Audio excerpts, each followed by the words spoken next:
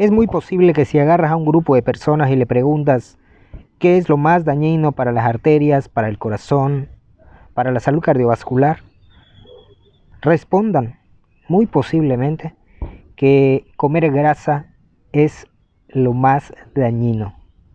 Y esto no es así. Es importante recordar que la inflamación es la madre de las enfermedades cardiovasculares y que comer grasa por medio de la alimentación prácticamente nada tiene que ver con los niveles de colesterol que aparecen altos en la sangre. Los niveles de colesterol que aparecen altos en la sangre son el producto de una producción interna que se realiza en el hígado. El hígado hace colesterol y de hecho muchas de nuestras células, por no decir todas, las células del cuerpo pueden sintetizar el colesterol. El colesterol es una molécula esencial a la vida. Es muy importante que se entienda que el colesterol no es el problema. El problema es la oxidación de algunas partículas, ¿sí?, de ese colesterol, que esta oxidación de ese colesterol se produce cuando hay mucha inflamación.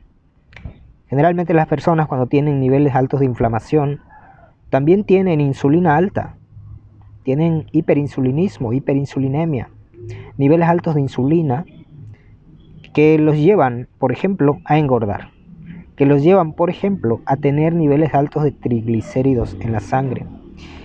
Estos niveles altos de insulina podrían llevar a la persona también a padecer el hígado graso, a padecer prediabetes, que no es más que simplemente resistencia a la insulina muy fuerte, y a la larga también diabetes, que es una condición de resistencia a la insulina, diabetes tipo 2 hablamos, es una condición de resistencia a la insulina muy alta. Entonces, corregir la inflamación implica reducir la ingesta de productos y alimentos inflamatorios, específicamente reducir la ingesta de azúcares y de carbohidratos, porque en la medida que la persona sea capaz de ingerir una gran cantidad de azúcar y de carbohidratos, va también a estimular procesos inflamatorios en su organismo que tienen que ver con los niveles de insulina altos. Se sabe que el problema, como bien digo en este video, no es el colesterol necesariamente, sino la oxidación de este colesterol. Y que si tienes triglicéridos altos, es muy probable que tus probabilidades de tener colesterol malo alto sean mayores. En otras palabras, si yo tengo los triglicéridos altos, es mucho más probable que el tipo de colesterol que tengo sea un tipo de colesterol que sí tiene más capacidad para pegarse en las arterias, que es más pegajoso y que me pone en mayor riesgo de enfermedad cardiovascular. Lo contrario también es cierto. Cuando tus niveles de triglicéridos en sangre son más cercanos a lo normal, de hecho están en rango normal, evidentemente esto también está asociado con un menor riesgo de tener niveles de colesterol malo alto. Si es que se le puede llamar al colesterol bueno o malo en este sentido, que son partículas más densas, con menos capacidad de pegarse en las arterias, menos capacidad de daño. Bien, pero para que tú puedas reducir tus niveles de colesterol y corregir tu nivel de inflamación y corregir tus niveles de triglicéridos, primero necesitas seguir una alimentación muy baja en carbohidratos, al menos mucho más baja en carbohidratos y en azúcar de lo que vienes haciendo. Porque si continúas comiendo una alta cantidad de carbohidratos y de azúcares, vas a seguir estimulando en tu cuerpo el problema que no se llama colesterol alto. Tu problema no es el colesterol alto, no, esa es tu consecuencia. Porque vas a seguir estimulando la causa, vas a seguir estimulando la inflamación. La insulina, como bien diría el doctor Jeff Volek, la insulina es una hormona que cuando está en niveles óptimos en el cuerpo es una hormona antiinflamatoria, es decir, no es inflamatoria. La insulina es una hormona importantísima para la vida del humano y el problema es simplemente que cuando está alta, entonces se vuelve inflamatoria. Y cuando tienes la insulina alta vas a tender a tener barriga, vas a tender a tener dificultades para adelgazar, vas a tender, pues obviamente porque la insulina es el seguro que impide que tu cuerpo acceda a las reservas de grasa corporal que tiene.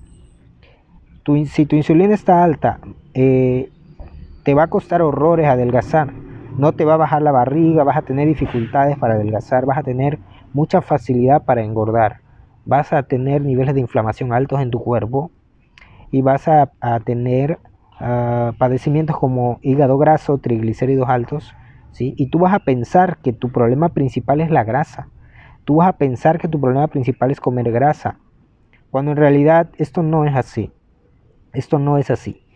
Porque, entre otras cosas, la grasa no tiene un poder fuerte para subir los niveles de insulina ni de glucosa de la sangre.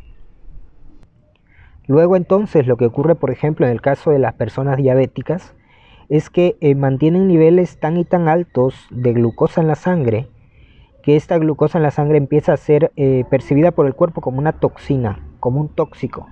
Tanto es así que aumenta la excreción renal. En los riñones tienen la capacidad de eliminar el exceso de glucosa, ¿sí? Por medio de la orina. De la orina. Glucosuria. Eliminación de glucosa por medio de la orina.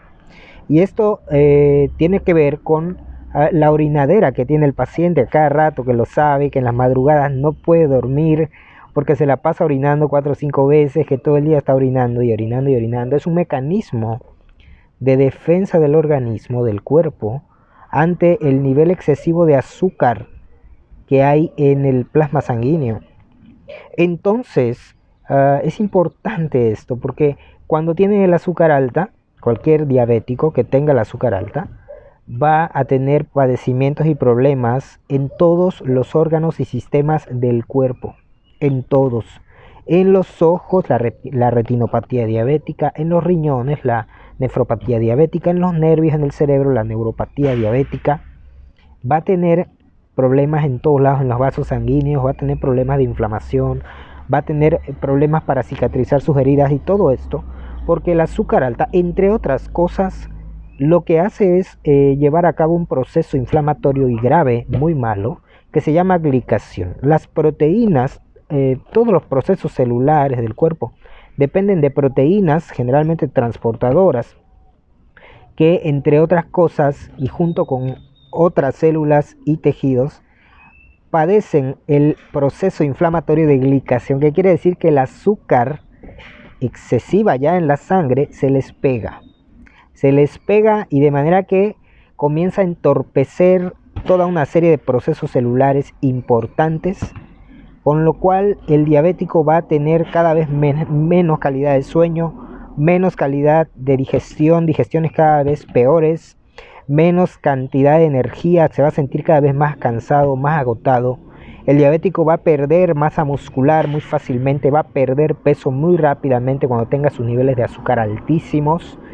Va también a tener problemas para pensar con lucidez, con cierta claridad, va a tener problemas de dolores articulares, va a tener problemas que van a empezar a ser no evidentes, ¿sí? A simple vista, pero que sí van a estar ahí. Problemas de la visión, problemas en los nervios, problemas en los riñones, problemas de la potencia sexual.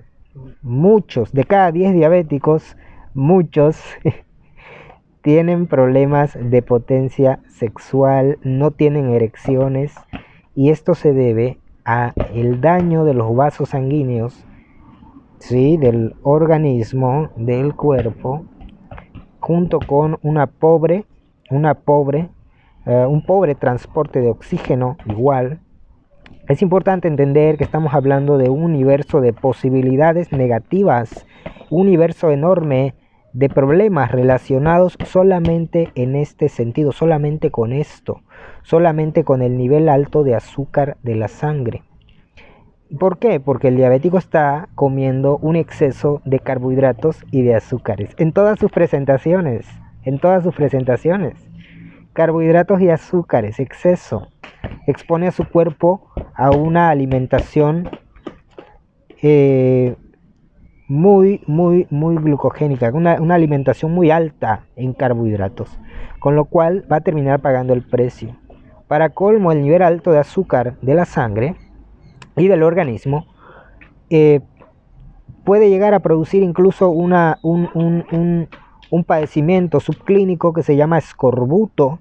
El escorbuto subclínico es algo bien documentado por médicos, por ejemplo Ernesto Prieto Gratacós, que se dedica de forma muy intensa a todo esto desde hace años, y él lo explica de una manera muy increíble y sencilla, bajo la cual, bueno, el escorbuto subclínico ocurre porque en la excreción urinaria, en la excreción renal de glucosa, cuando el paciente tiene mucha orinadera y esa orinadera produce que junto con esa orina salga glucosa, porque es una forma de defenderse del cuerpo del exceso de glucosa, de azúcar que hay en el cuerpo, porque en exceso el azúcar se convierte en una toxina y ocasiona todos estos problemas. Bueno, el cuerpo se defiende y como está buscando defenderse y eliminar todo ese exceso de glucosa, también se va vitamina C, se pierde vitamina C y el paciente comienza a tener problemas. Vaya, la vitamina C es importantísima para un montón de procesos y uno de ellos es la neuropatía diabética, por ejemplo. ¿Sí? Empiezan a padecer de dolores, de problemas en los nervios, por decir algunos de los problemas que se pueden padecer por tener la deficiencia de vitamina C, porque se está perdiendo. Y entonces la falta de vitamina C también tiene que ver con el delicado y fino sistema circulatorio, esa película que recubre las paredes de los tubos finos, de los capilares donde pasa nuestra sangre.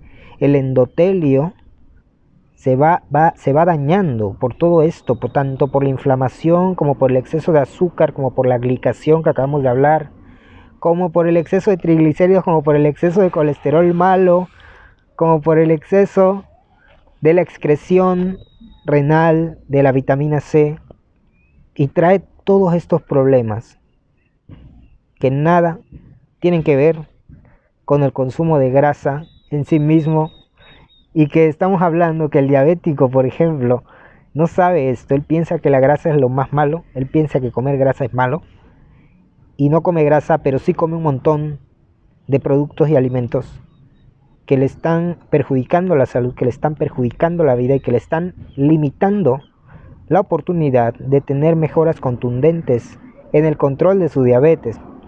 Porque claramente 7 de cada 10 diabéticos que no tengan un control de su glucosa en sangre van a morir de un infarto. 7 de cada 10 diabéticos que no conozcan esta información van a morir de un infarto.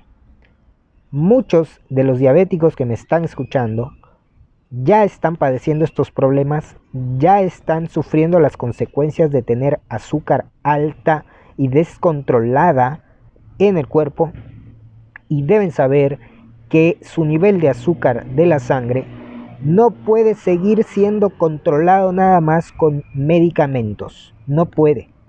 El diabético debe primero corregir la base, es decir, corregir la alimentación junto con otros factores como corregir el insomnio, corregir el estrés diario, manejar el estrés de mejor forma, porque también el estrés importa,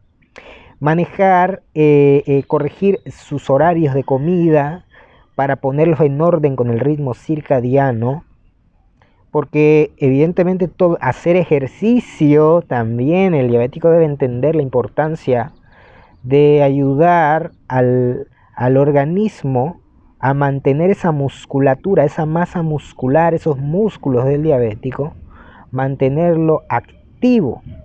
Ese cuerpo necesita estar activo para que esa glucosa pueda hacer lo que tiene que hacer, entrar al músculo donde tiene que entrar si se requiere, y reducir la carga de glucosa. Entonces estamos hablando de lo importante que puede llegar a ser y de las vidas que se pueden llegar a salvar con esta información que parece ser que en pleno siglo XXI frecuentemente brilla por su ausencia, especialmente entre personas que probablemente no conocen que esto existe, que personas que probablemente no se han enterado todavía, personas que quizá todavía como no se han enterado de esto, no le están dando la importancia que debería, pese a que son diabéticos. Yo conozco mucha gente que es diabética y que no hallan su esquina por ninguna parte, a pesar de que existe esta información, a pesar de mi esfuerzo